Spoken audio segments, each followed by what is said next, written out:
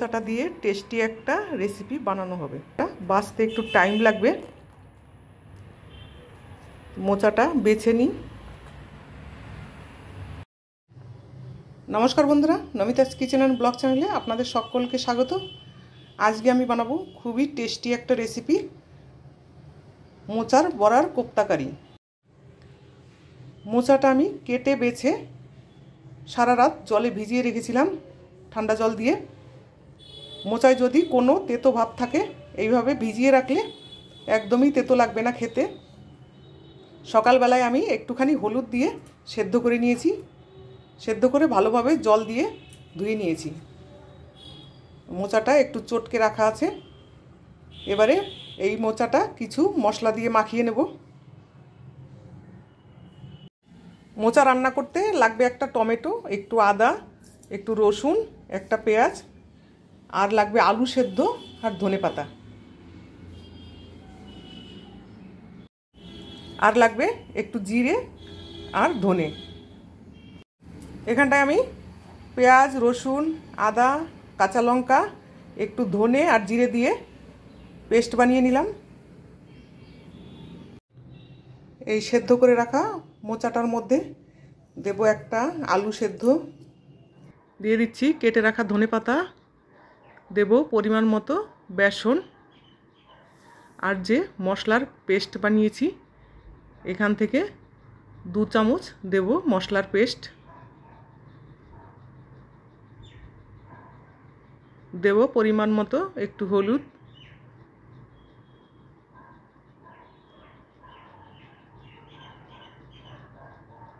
দিয়ে দিচ্ছি পরিমাণ মতো নুন, আর দেব 1 চামচ গোবিন্দভোগ চাল বাটা। এবারে হাত দিয়ে খুব সুন্দরভাবে মেখে নেব।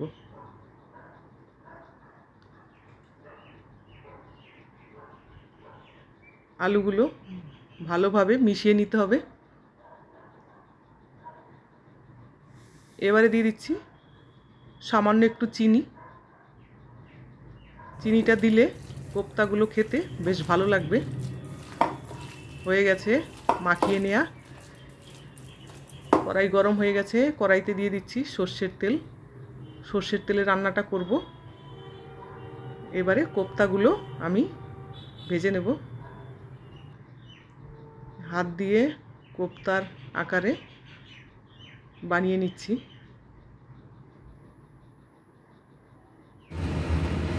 একে একে সব কোপ্তাগুলো এইভাবে ছেড়ে দেব।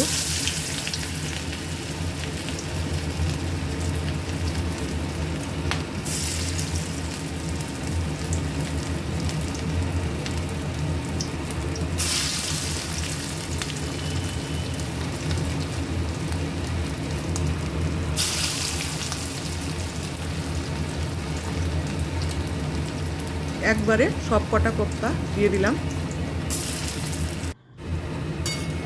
এক সাইডে ভাজা হয়ে গেছে, এবারে উল্টে দিচ্ছি।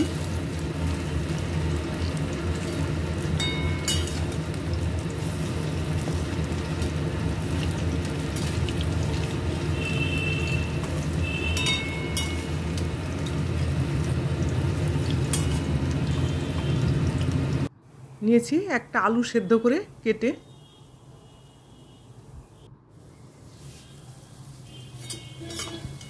কোপ্তাগুলো 2 সাইডে ভাজা হয়ে গেছে। এবারে সব কটা কোপ্তা আমি উল্টে পাল্টে ভেজে নেব। এখন আর ভাঙার কোনো চান্স নেই। কত সুন্দরভাবে ভাজা হয়ে গেছে মোচার কোপ্তা। এরকম শুধু খেতে পারেন কোপ্তাগুলো। হয়ে গেছে ভেজে নেওয়া। এবারে তুলে নেব।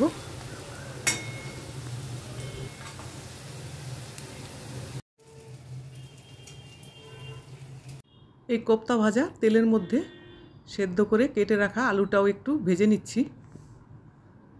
ভাজবার সময় দিয়ে দিচ্ছি সামান্য একটু হলুদ। হলুদটা দিলে আলুর কালারটা খুব সুন্দর আসবে। আপনারা চাইলে আলু নাও দিতে পারেন। আমি একটা আলু ব্যবহার করলাম।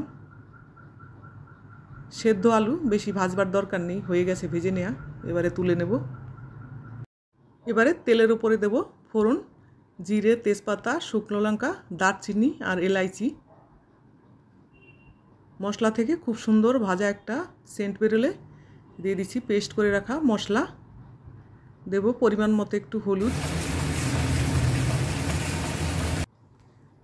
দেব হাফ চামচ লাল লঙ্কা পাউডার। এবারে মশলাটা কষিয়ে নিতে হবে।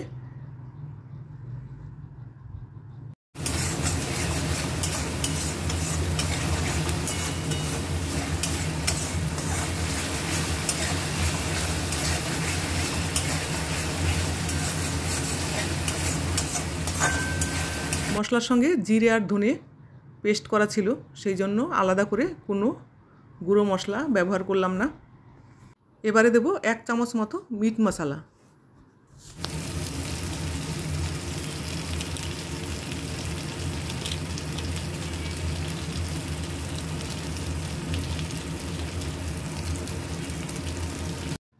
মশলা কষানো হয়ে গেছে।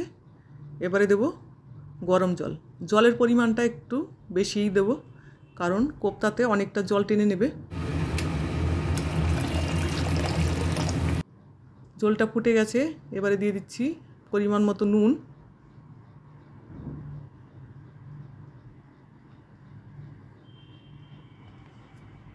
প্রথমে দেব ভেজে রাখা আলু।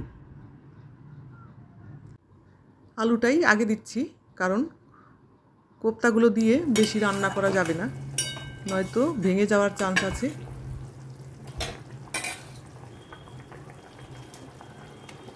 এবারে দিয়ে দিচ্ছি ভেজে রাখা কোপ্তা। দেখুন ঝোলটা অনেকটাই শুকিয়ে গেছে।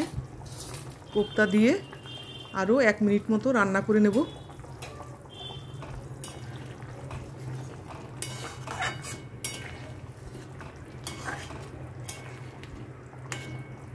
মোচা কাটতে বাছতে একটু টাইম লাগে, কিন্তু মোচার যে কোনো রেসিপি খেতে খুব টেস্টি।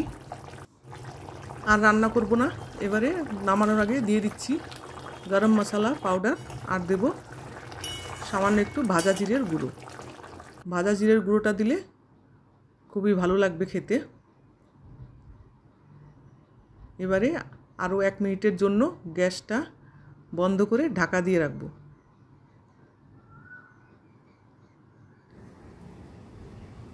রেডি হয়ে গেছে। এবারে নামিয়ে নেব। কত সুন্দর হয়েছে দেখতে, খেতেও ততটাই টেস্ট লাগবে।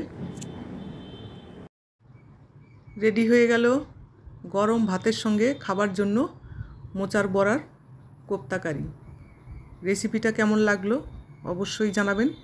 ভালো লাগলে একটা লাইক করবেন, কমেন্ট করবেন, আর আমার চ্যানেলের সঙ্গে থাকবেন। Thank you. আর আপনারা অবশ্যই একবার এইভাবে বানিয়ে খেয়ে দেখবেন। এই রান্নাতে নামানোর পরে আপনারা সামান্য একটু ঘিও ব্যবহার করতে পারেন, সেটাও খেতে খুব ভালো লাগবে।